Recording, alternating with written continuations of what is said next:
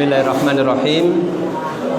Assalamualaikum warahmatullahi wabarakatuh. Innal hamdalillahi nahmaduhu wa nasta'inuhu wa nastaghfiruh wa na'udzu billahi min shururi anfusina wa min sayyiati a'malina. Man yahdihillahu fala mudhillalah wa man yudlil fala hadiyalah. Wa ashhadu an la ilaha illallah wahdahu la syarikalah wa ashhadu anna Muhammadan abduhu wa rasuluhu wa sallallahu ala Muhammadin wa ala alihi wa sahbihi ajma'in. Ikhwati wa akhwati fillah, a'azani Allah wa iyyakum. Kaifa halukum? Alhamdulillah, kita bertemu lagi. Dan insyaallah kita akan melanjutkan tadabbur Al-Quran, yaitu masih dengan surat Al-Baqarah.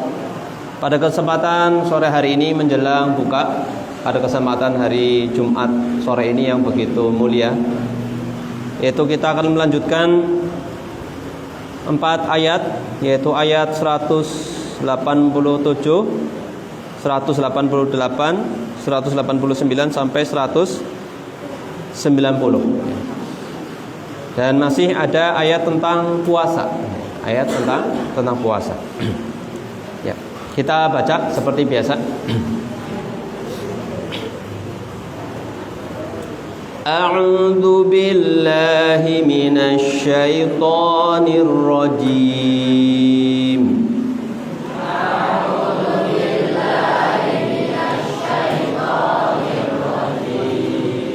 أحل لكم ليلة الصيام الرفث إلى نسائكم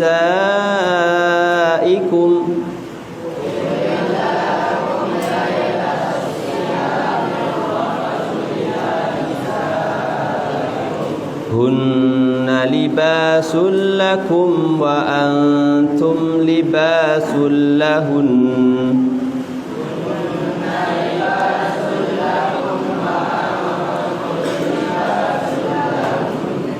علم الله أنكم كنتم تختانون أنفسكم فتاب عليكم وعفى عنكم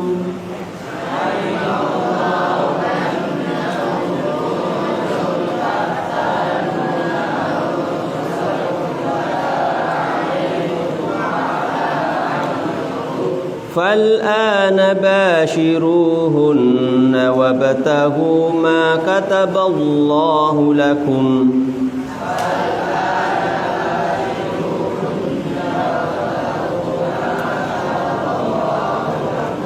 وكلوا واشربوا حتى يتبين لكم الخيط الأبيض من الخيط الأسود من الفجر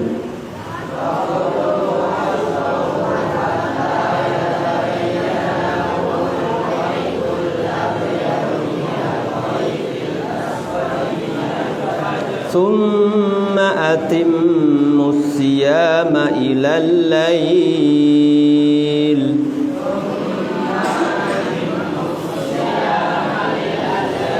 ولا تباشروهن وأنتم عاكفون في المساجد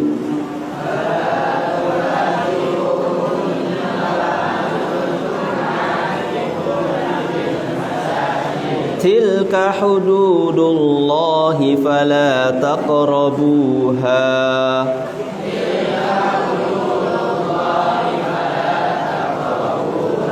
كذلك يبين الله آياته للناس لعلهم يتقون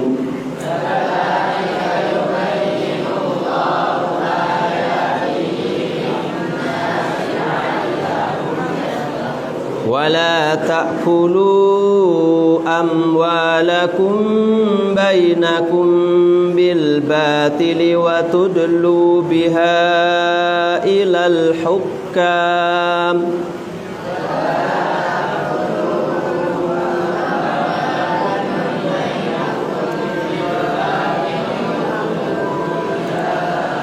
litakulu fariqam min amwalin nasi bil itsmi wa antum ta'lamun.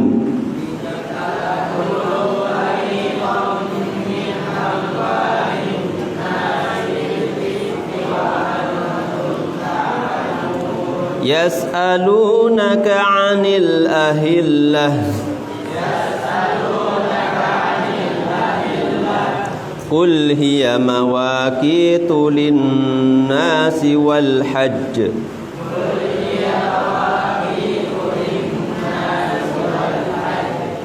Walaysal birru bi an ta'tul buyuta min duhuriha walakinnal birra man ittaqa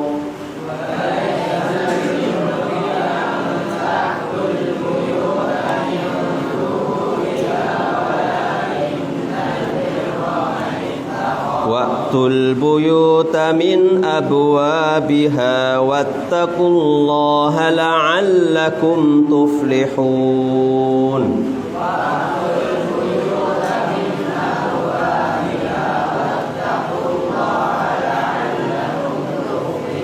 وقاتلوا في سبيل الله الذين يقاتلونكم ولا تعتدوا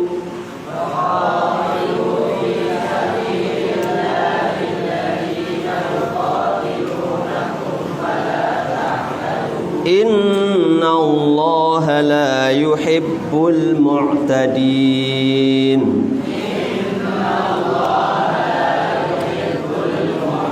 Ya. Di sini Allah Subhanahu wa taala berfirman di ayat 187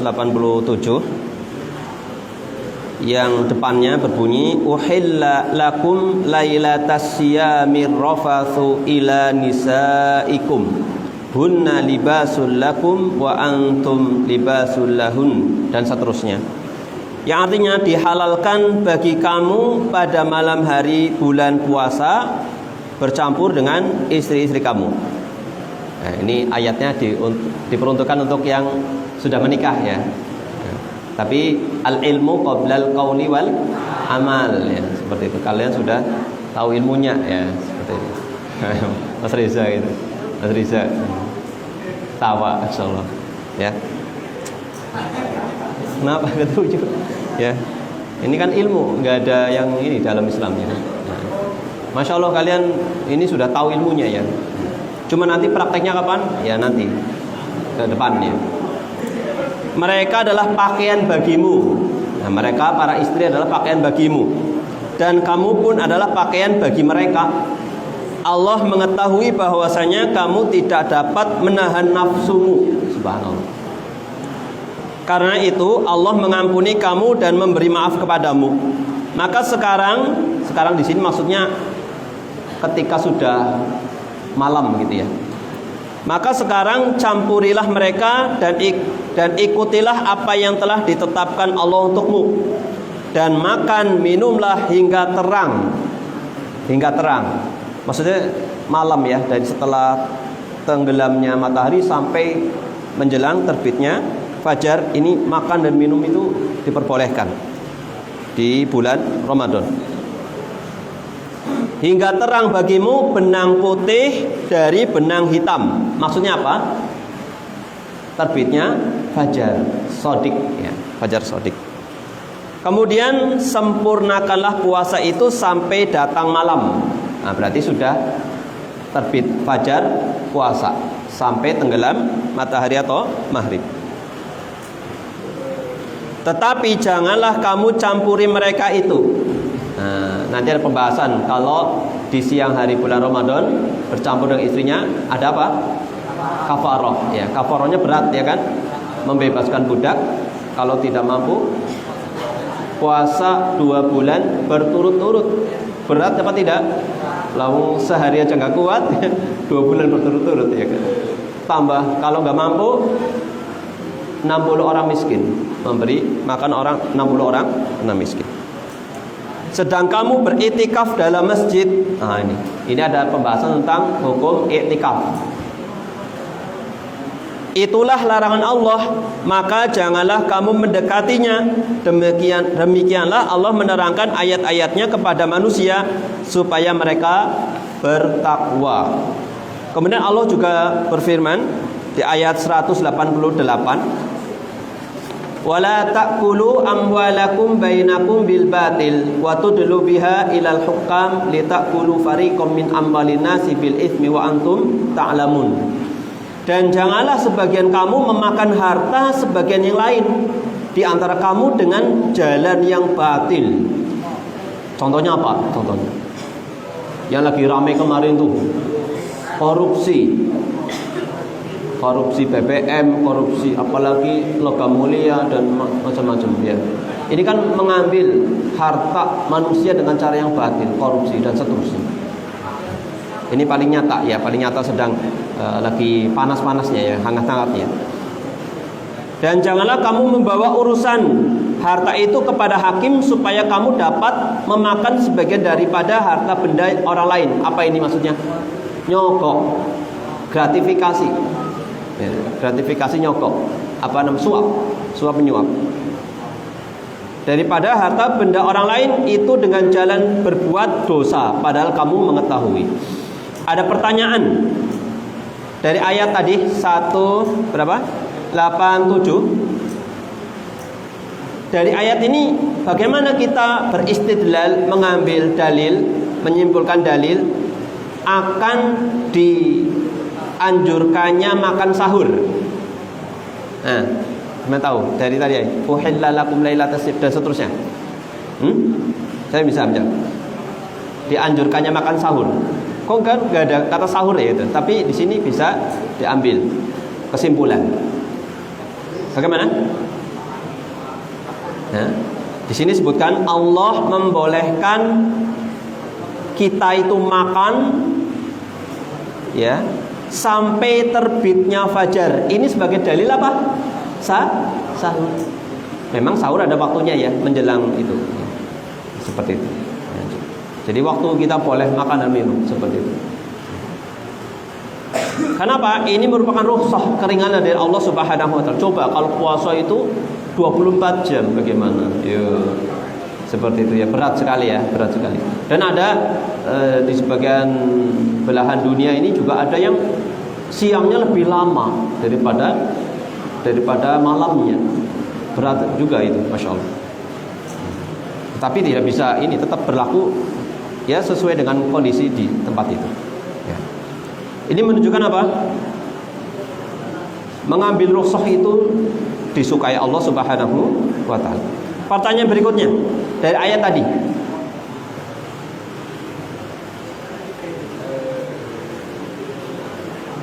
Apa dalil atau apa ya? Kesimpulan bahwasanya i'tikaf itu setelah puasa. Maaf. Maladhi yadullu alaihi dzikrul i'tikaf ba'da siyam. Dari mana kita mengambil kesimpulan dari ayat ini adanya disunahkannya atau disyariatkannya i'tikaf? Gampangnya gitu. Ya.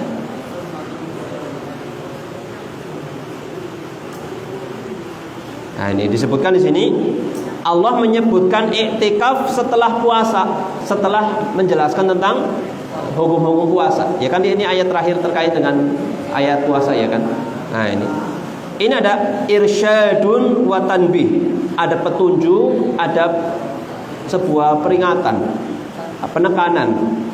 I'tikaf di bulan puasa atau i'tikaf di saat-saat kaum muslimin itu sedang berpuasa. Ya. Dan di akhir bulan Ramadan, ya kan? I'tikaf. Dan ini dilakukan oleh Rasulullah SAW 10 hari terakhir beliau beriktikaf. Ya. Pertanyaan lagi berkaitan dengan i'tikaf. Barangkali kalian nanti ada kalau nanti pulang itu mau ada rencana i'tikaf itu ya. Apakah sah i'tikaf dilakukan selain di masjid?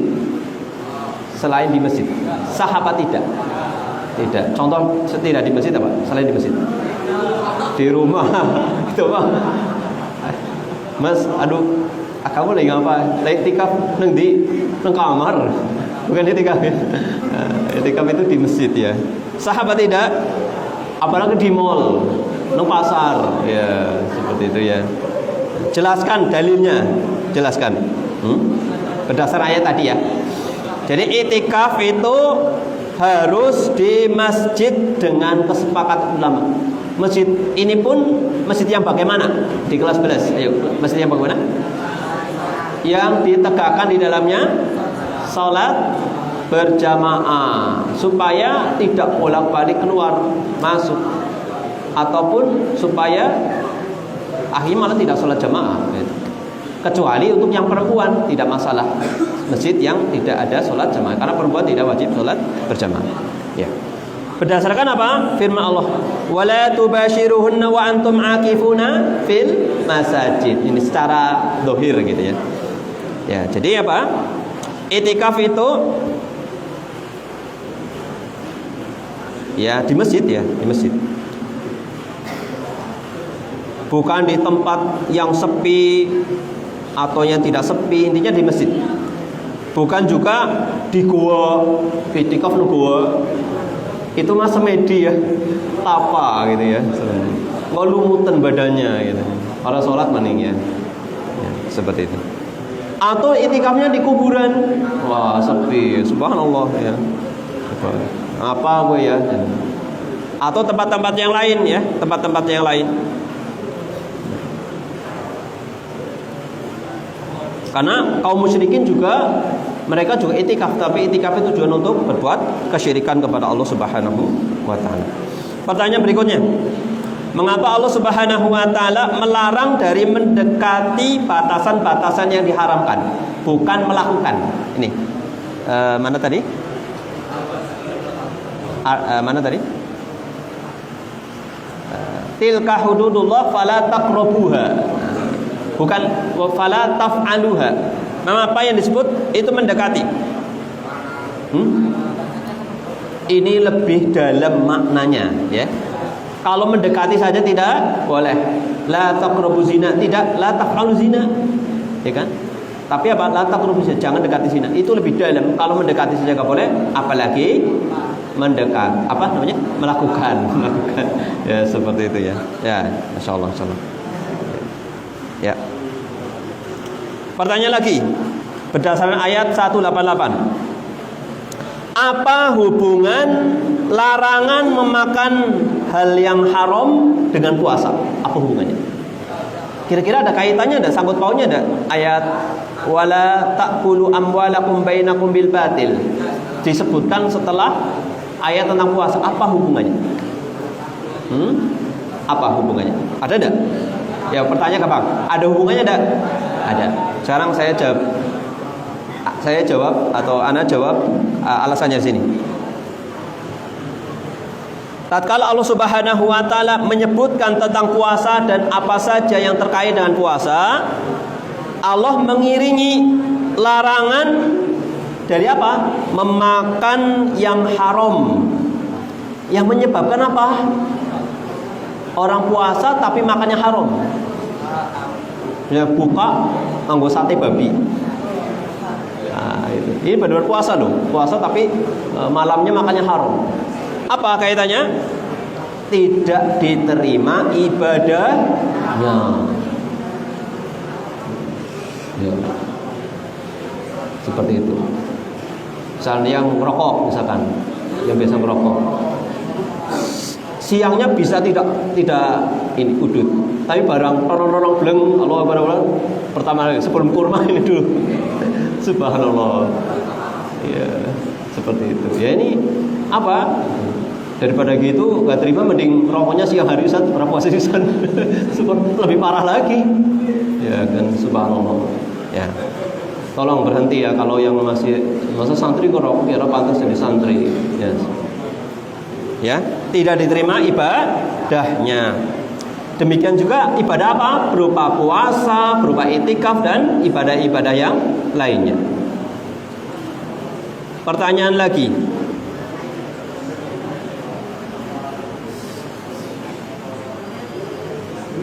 Orang yang berpuasa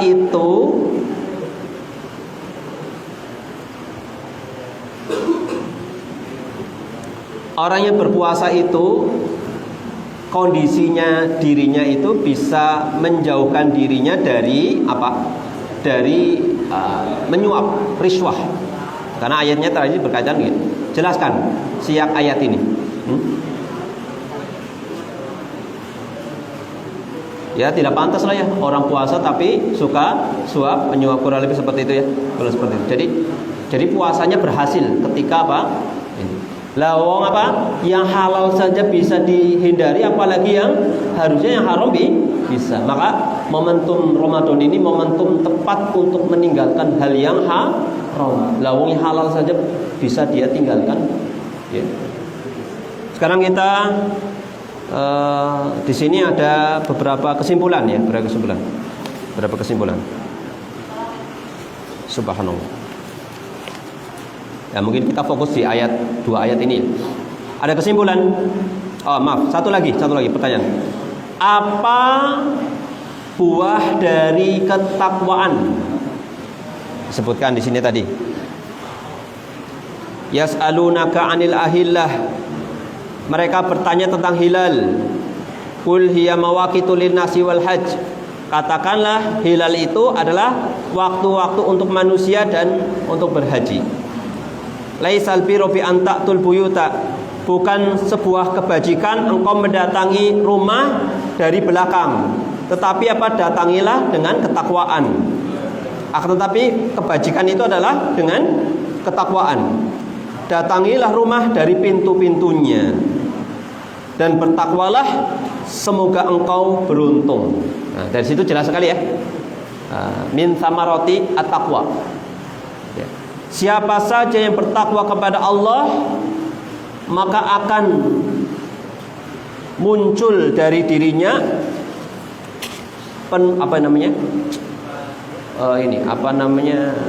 sumber-sumber hikmah, akan muncul hikmah dari dirinya. Allah berikan hikmah dari hatinya. Nah, ini seperti itu. Dan akan tersingkap segala rahasia yang detail. Subhanallah. Jadi orang itu kalau semakin takwa itu firasatnya akan punya firasat yang tinggi dia. Sesuai dengan tingkat ketakwaannya. Ini tafajjarat yanabi al-hikmah min qalbihi. Akan tersemburkan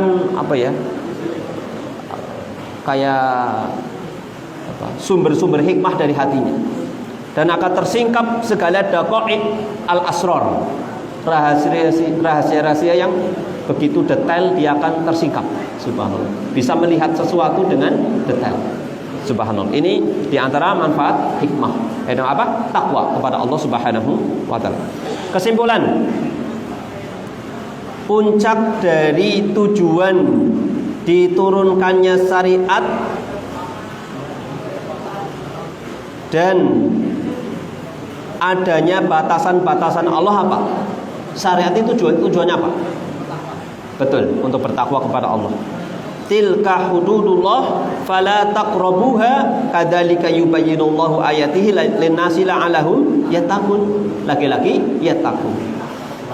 Kemudian yang kedua, jangan dekati syubhat. Apa syubhat? Perkara-perkara yang masih samar-samar. Akhirnya seseorang bisa terjatuh kepada apa? Yang haram. Ya kan hadisnya, hadis keberapa? Hadis arba'in nomor berapa? Ke-6 ya. Ke-6 betul. Hadis ke-6 ya. Ya. Innal halala bayyinun wal haramu bayyinun wa bainahuma umurun mushtabihatun.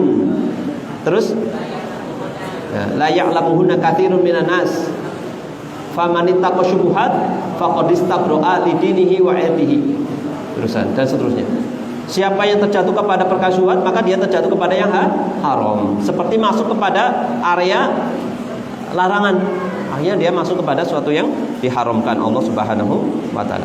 Kemudian yang ketiga, waspadalah dari memakan harta manusia secara batil. Contohnya tadi sogok menyogok, suap menyuap, riswah, terusan korupsi dan seterusnya, mencuri dan seterusnya ya.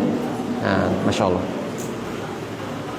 Kemudian kesimpulan berikutnya, tulis 5 bahaya suap menyuap, baik itu bahaya terhadap individu ataupun masyarakat. Contoh satu apa? Individu apa?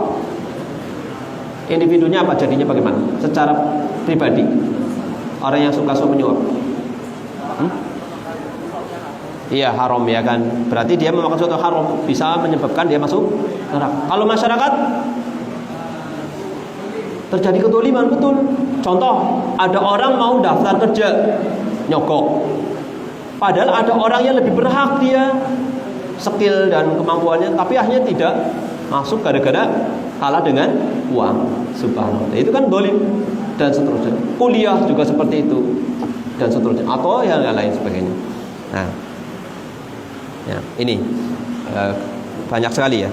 Kemudian berikutnya, bekerjasamalah dengan orang lain apa? Untuk menolong haknya kaum muslimin, seorang muslim ya.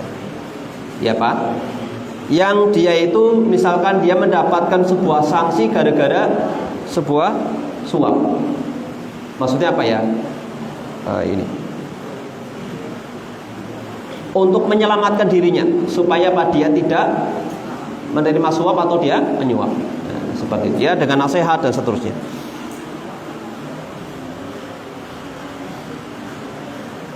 Nah, kemudian kita tutup ayat ini dengan firman Allah Subhanahu wa taala, wa qatilu fi sabilillahi alladziina yuqatilunakum wa la ta'tadu innallaha la yuhibbul mu'tadin. Dan berperanglah di jalan Allah, perangilah orang-orang yang memerangi kalian, dan jangan melampaui batas. Sesungguhnya Allah tidak menyukai orang-orang yang melampaui batas. Nah, ini pertanyaan lagi, tidak ada di sini ya. Kenapa tadi tentang hilal disebutkan tentang hilal itu adalah bisa digunakan untuk waktu berhaji? Apa kaitannya dengan puasa? Saya pengen tahu. Kira-kira kaitannya dengan haji, puasa dan haji. Setelah puasa haji, apa? Ya. Ingat bahwasanya bulan Syawal itu termasuk waktu mikot zamani.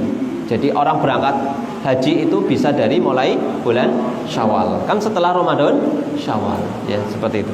Setelah itu berkaitan dengan perang ya, seperti itu. Wallahu ta'ala alam bisawab. Mungkin ini yang bisa disampaikan ya, sedikit. Ternyata tidak terlalu banyak faedah-faedah atau apa namanya, kesimpulan-kesimpulan yang bisa diambil dari pembahasan kita kali ini. Ya. Demikian, semoga Allah Subhanahu wa taala menerima amal ibadah puasa kita semua dan ibadah-ibadah yang lain. Allahumma amin. Ya. Jangan lupa, pertanyaan ini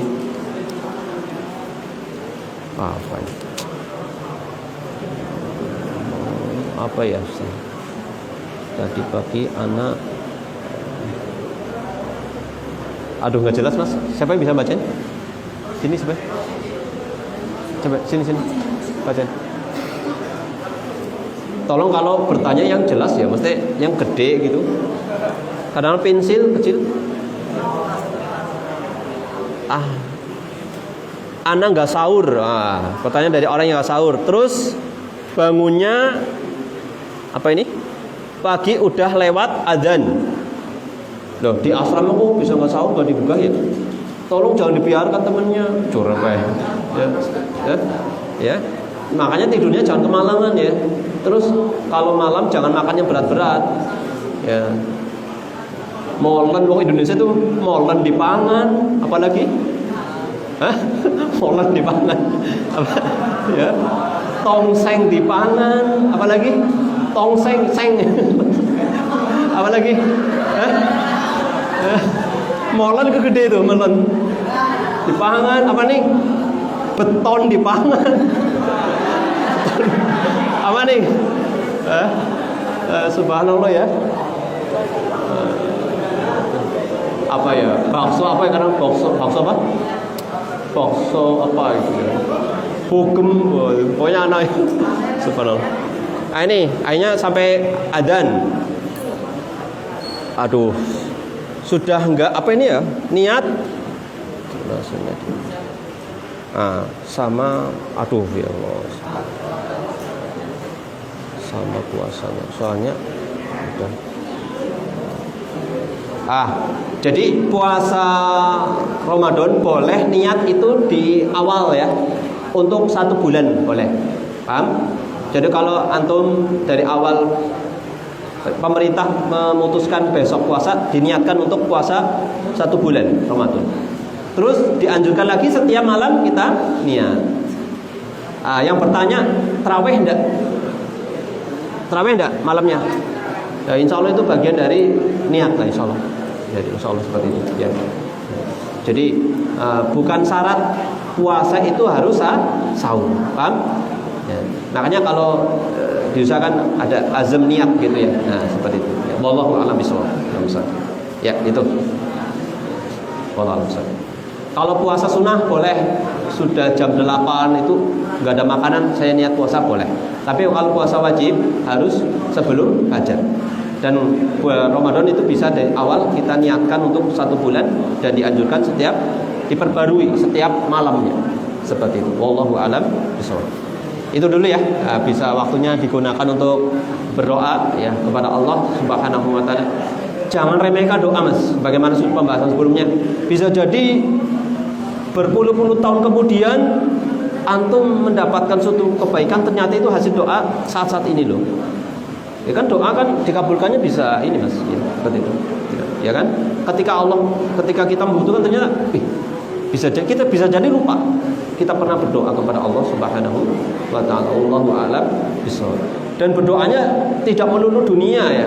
Jangan lupa kalau berdoa urusan dunia minta supaya itu diberkahi ya, paham? Khawatirnya apa kita dapat dunia nggak diberkahi, jadi apa? Musibah. Seperti itu. Seperti itu ya. Wallahu a'lam bishawab. Wassallallahu ala Muhammadin wa ala alihi wa sahbihi wa baraka wa salam. Akhirul kalam. Alhamdulillahi rabbil alamin. Wassalamualaikum warahmatullahi wabarakatuh.